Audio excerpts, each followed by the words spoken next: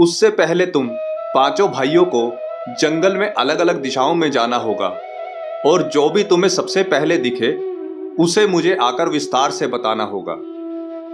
यह सुनकर पांडव भगवान श्री कृष्ण से आज्ञा लेकर जंगल में अलग अलग दिशाओं में चले गए।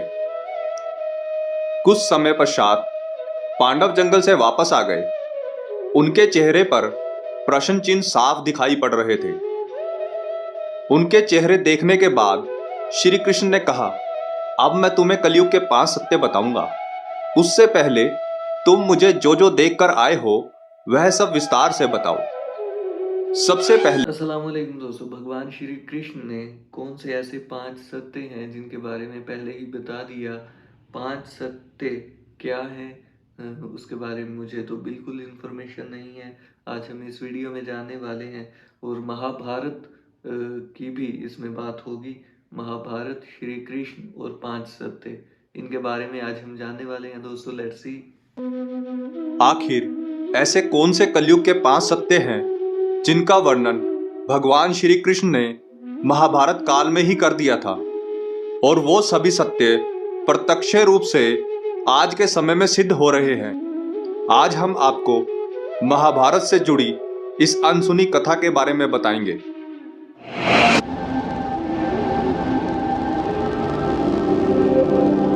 प्रणाम मित्रों, ज्ञान और वैराग्य चैनल में आपका बहुत स्वागत है। चारों प्रकार के युगों में कलयुग सबसे श्रापित युग माना जाता है, जहां मनुष्य कर्म और धर्म से हीन है। ये कथा महाभारत काल की है, जब पांडवों के मन में कलयुग के बारे में जानने की जिज्ञासा उत्पन्न हो रही थी।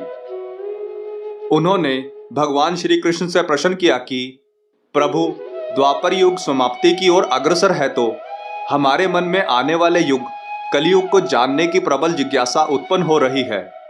कृपया करके हमें कलयुग के बारे में विस्तार से बताएं।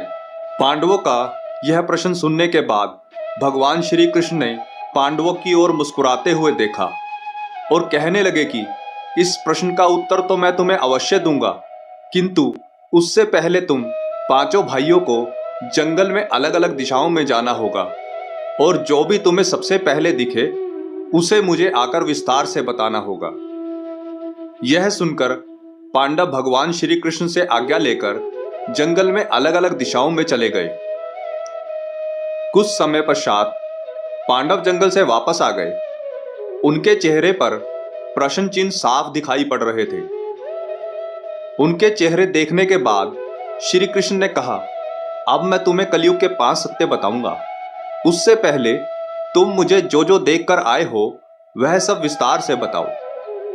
सबसे पहले युधिष्ठिर जी बोले, हे प्रभु, मैंने पहली बार जंगल में 2 सूंड वाला हाथी देखा, जिसे देखने के बाद मैं आश्चर्यचकित हो गया हूं।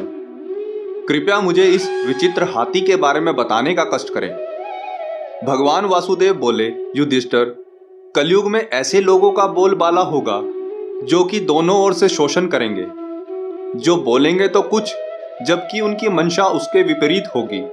ऐसे लोग जो सामने से तो घनिष्ठ मित्र की तरह बनकर रहेंगे, परंतु मन में जहर और ईर्ष्या भरी होगी। कलयुग में ऐसे ही लोगों का राज होगा, अपने ही अपनों को बर्बाद करने में तुले रहेंगे। युधिष्ठिर के प्रश्न का उत्तर देने के बाद श्री कृष्ण ने अर्जुन से कहा कि अब तुम मुझे बताओ कि तुम्हें क्या दिखाई दिया। अर्जुन ने बताया कि उन्होंने एक विचित्र पक्षी देखा, जिसके पंखों पर वेद रचाएं लिखी हुई थी, किंतु वो एक मुर्दे के मांस का सेवन कर रहा था, जिसे देखकर मैं आश्चर्यचकित रह गया।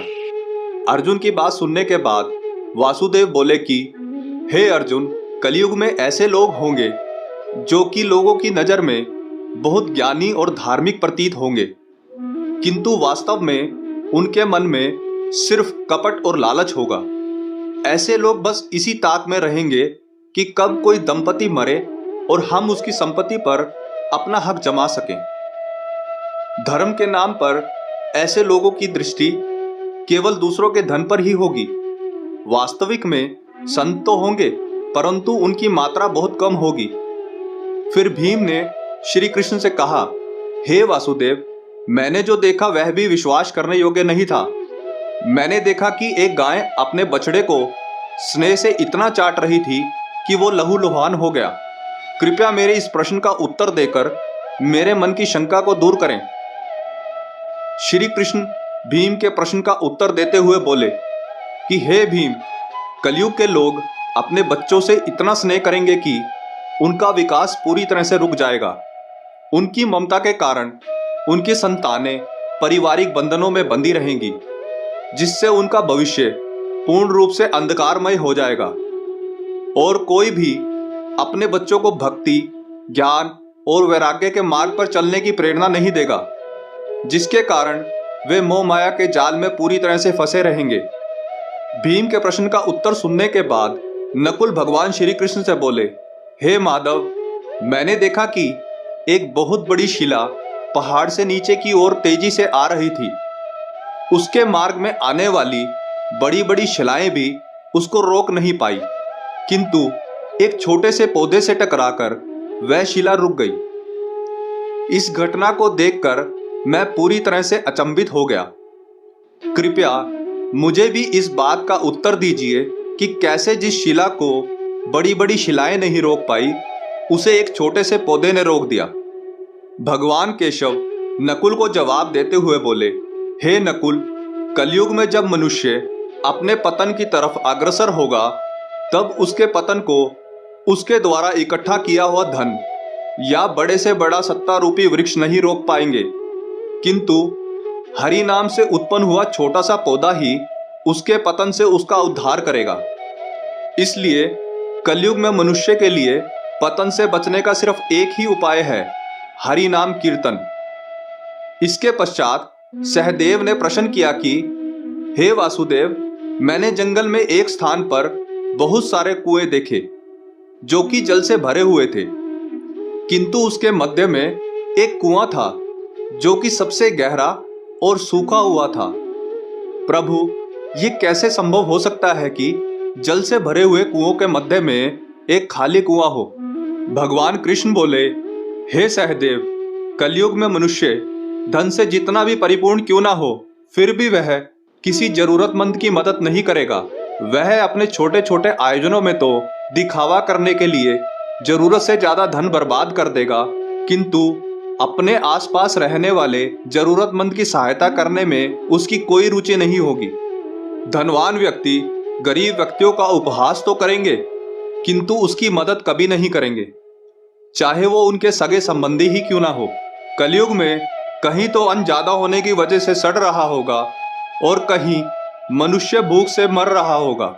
इसलिए सहदेव, तुम्हें जल से भरे हुए कुएं यानी धनवान लोगों के बीच सूखा हुआ कुआं यानी जरूरतमंद गरीब दिखाई दिया।